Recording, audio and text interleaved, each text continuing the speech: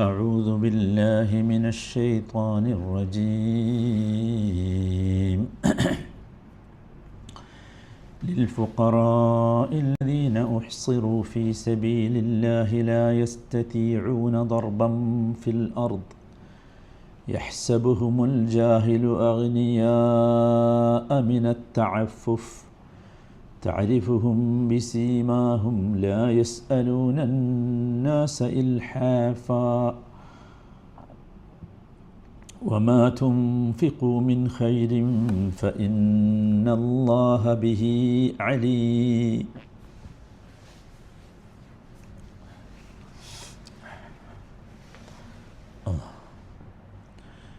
للفقراء الذين أحصروا في سبيل الله لا يستطيعون ضربا في الأرض. ഭൂമിയിൽ ഓടി നടന്ന് ഉപജീവനമാർഗം തേടാൻ സൗകര്യപ്പെടാത്ത വിധം ഫീ സബീലില്ലാ അള്ളാഹുവിൻ്റെ മാർഗത്തിൽ വ്യാപൃതരായിട്ടുള്ള ദരിദ്രന്മാർക്ക് വേണ്ടി നിങ്ങൾ ചെലവഴിക്കണം. യഹ്സബുഹുമുൽ ജാഹിലു അഗ്നിയാഅ മിനത് തഅഫുഫ്. അവരെപ്പറ്റി അറിവില്ലാത്തവൻ അവരുടെ മാന്യത കണ്ട് അവരുള്ളവരാണ് എന്ന് ധരിച്ചേക്കും. തഅരിഫുഹും ബിസീമാഹും. എന്നാൽ അവരുടെ അടയാളം കൊണ്ട് നിനക്കവരെ തിരിച്ചറിയാം, അവരുടെ ലക്ഷണം കൊണ്ട് നിനക്കവരെ തിരിച്ചറിയാം. ലാ യസ്അലൂന അന്നാസ ഇൽഹാഫാ.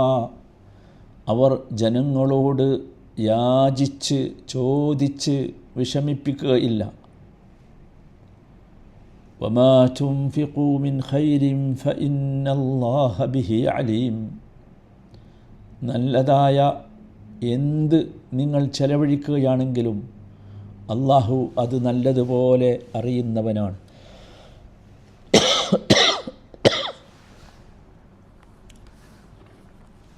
ഈ വചനം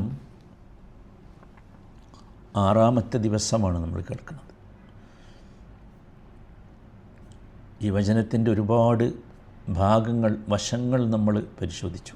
ഇനി നമ്മൾ പരിശോധിക്കാനുള്ളത് അല്ലെങ്കിൽ മനസ്സിലാക്കാനുള്ളത് എൻ്റെ ജീവിതത്തിൽ ഞാൻ ഈ വചനം എങ്ങനെ പ്രാക്ടീസ് ചെയ്യും എന്നതാണ്. നമ്മൾ മിക്കവാറും എല്ലാ വചനങ്ങളിലും ആ വചനം എങ്ങനെ പ്രാക്ടീസ് ചെയ്യണം എന്ന് പറഞ്ഞിരുന്നുവല്ലോ. ഈ വചനം പ്രത്യേകിച്ച് പ്രാക്ടീസ് ചെയ്യണം. അതെങ്ങനെയാണ്? ഒന്ന്, വ്യക്തിപരമായുള്ള പ്രാക്ടീസ് ഉണ്ട് ഇതിൽ. വ്യക്തിപരമായി ഞാനൊരു വ്യക്തി എന്ന നിലക്ക് ഈ വചനം പ്രാക്ടീസ് ചെയ്യേണ്ട രീതി. ഒന്ന്, നിങ്ങൾ സഹോദരങ്ങളെ നിങ്ങളുടെ ചുറ്റുഭാഗത്തുള്ള ഐഫത്തുള്ള, ഈ ഐഫത്ത് എന്താണെന്ന് ഞാൻ പറയേണ്ടതില്ലല്ലോ, നിങ്ങൾക്ക് മനസ്സിലായിണല്ലോ അല്ലേ? ഐഫത്തുള്ള ഒരു കുടുംബത്തെ കണ്ടെത്തണം. നിങ്ങളുടെ ചുറ്റുഭാഗത്ത് അവരുണ്ടാവും, കണ്ടെത്തിയാൽ മതി. നിങ്ങൾ ഒരിക്കലും കാത്തു നിൽക്കരുത് അവർ നിങ്ങളുടെ അടുത്ത് വന്ന് ആവശ്യപ്പെടാൻ. ഒരിക്കലും കാത്തു നിൽക്കരുത്. നിങ്ങൾ അവരന്വേഷിച്ച് ചെല്ലണം.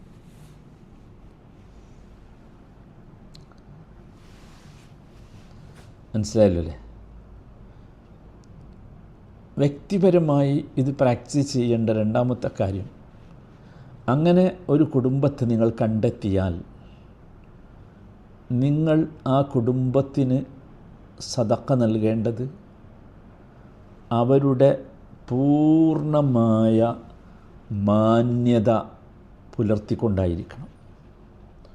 അഥവാ നിങ്ങൾ അവർക്ക് എത്തിക്കേണ്ടത് രഹസ്യമായിട്ടായിരിക്കണം. പരസ്യമാക്കിയാൽ അവർ മറച്ചു പിടിക്കാൻ ആഗ്രഹിക്കുന്ന ഇല്ലായ്മയെ പരസ്യപ്പെടുത്തലാകും. അത് അവരുടെ അഭിമാനത്തെ വ്രണപ്പെടുത്തും.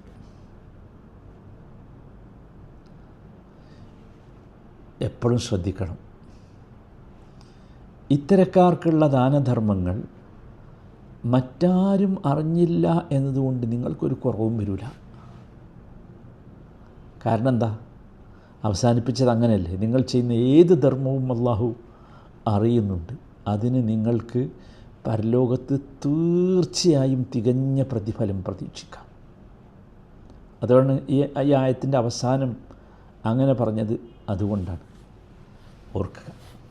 മൂന്നാമത്തെ കാര്യം, പേഴ്സണലായിട്ട് നിങ്ങളിത് പ്രാക്ടീസ് ചെയ്യുമ്പോൾ ശ്രദ്ധിക്കേണ്ട കാര്യം, ഒരിക്കലും ജനങ്ങളുടെ ബാഹ്യമായ അവസ്ഥ വെച്ച് നിങ്ങൾ വിധിക്കരുത്. അത് പോസിറ്റീവായാലും നെഗറ്റീവായാലും പാടില്ല. ബാഹ്യമായ അവസ്ഥ അദ്ദേഹത്തിൻ്റെ ഉള്ളിൽ നിങ്ങൾ അറിയിച്ചെന്നിട്ട് അദ്ദേഹത്തിൻ്റെ വീട്ടിൻ്റെ ഉള്ളിലേക്ക് കയറ്, കുടിലിൻ്റെ ഉള്ളിലേക്ക് കയറ്, അന്വേഷിക്ക്, കണ്ടെത്തും. അല്ലാതെ അദ്ദേഹത്തിൻ്റെ ബാഹ്യമായ രൂപം, അദ്ദേഹം വളരെ മോടിയിൽ, നിങ്ങൾ കണ്ടിട്ടില്ലേ സിറ്റികളിലൊക്കെ പാർക്കുന്ന ആൾക്കാർ കഷ്ടപ്പാടായിരിക്കും, കുഴലിൻ്റെ പൈപ്പിൻ്റെ ഉള്ളിലാണ്, പക്ഷേ പുറത്തേക്ക് വരുമ്പം അവർ മനോഹരമായിരിക്കും. അപ്പോൾ അതുകൊണ്ട് ഒരിക്കലും ലാ തഹ്കും അല നാസി മിൻ മദ്ഹരിഹിം, അത് പ്രധാനമാണ്.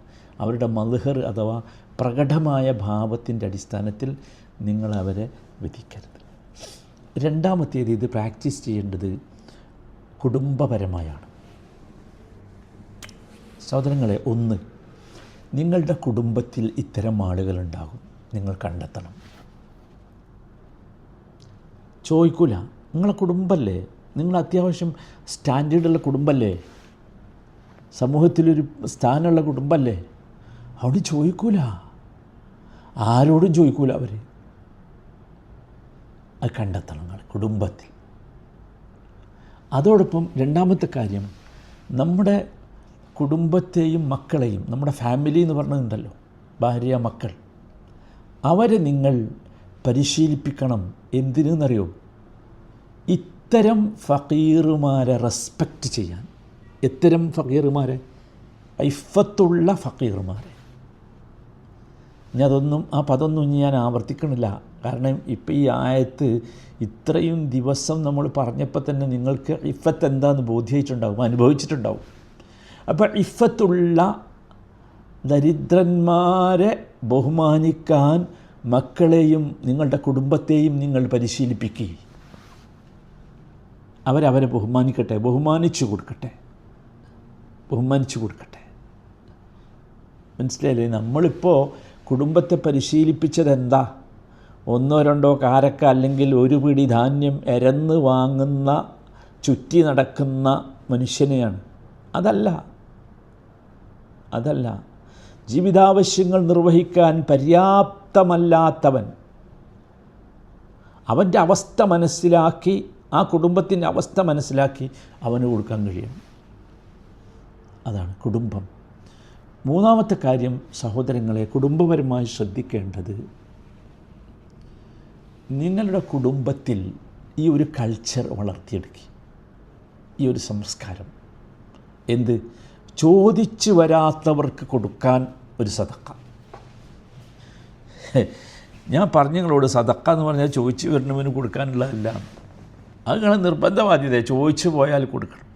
ചോദിച്ചു വരാത്തവർക്ക് കൊടുക്കാൻ നിങ്ങളുടെ കുടുംബത്തിൽ പ്രത്യേകമായ ഒരു സദക്ക നിങ്ങളുണ്ടാക്കുക. നിങ്ങൾ എന്നോട് ദേഷ്യം പിടിക്കരുത്, കാരണം പുതിയൊരു സാധനം കൂടി ഞാൻ കണ്ടെത്തുകയാണെന്ന് പറയരുത്. പക്ഷേ ഇതാണ് വേണ്ടത്. ഈ ആയത്ത് പ്രാക്ടീസ് ചെയ്യാൻ ആഗ്രഹിക്കുന്നുണ്ടെങ്കിൽ അതാണ് വേണ്ടത്. മൂന്നാമത്തേത്, സാമൂഹികപരമായി ഈ ആയത്ത് പ്രാക്ടീസ് ചെയ്യേണ്ടതുണ്ട്. സമൂഹം, ഞാനിപ്പോൾ സംസാരിക്കുന്നത് സമൂഹത്തോടാണ്. ആദ്യം ഞാൻ സംസാരിച്ചത് ഒരു വ്യക്തിയോടായിരുന്നു. രണ്ടാമത് ഞാൻ സംസാരിച്ചത് ഒരു കുടുംബത്തോടാണ്. ഇപ്പോൾ ഞാൻ സംസാരിക്കുന്ന ഒരു സൊസൈറ്റിയോടാണ്. എന്താണ് നിങ്ങളുടെ ബാധ്യത? ഒരു മഹല്ല് ഒരു സൊസൈറ്റിയാണ്, സമൂഹമാണ്.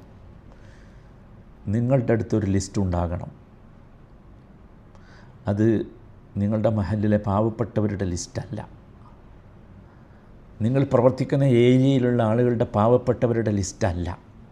മറിച്ച്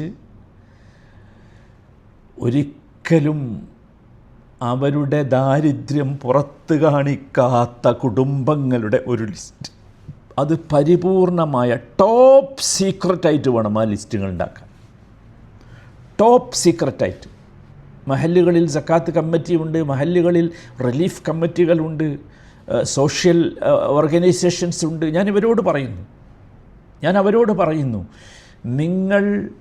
നിങ്ങൾ ഉണ്ടാക്കേണ്ട ലിസ്റ്റ് നിങ്ങളുടെ ഏരിയയിലുള്ള പാവങ്ങളുടെ ലിസ്റ്റല്ല, പുതിയൊരു ലിസ്റ്റ് ഉണ്ടാക്കണം. അതെന്താ?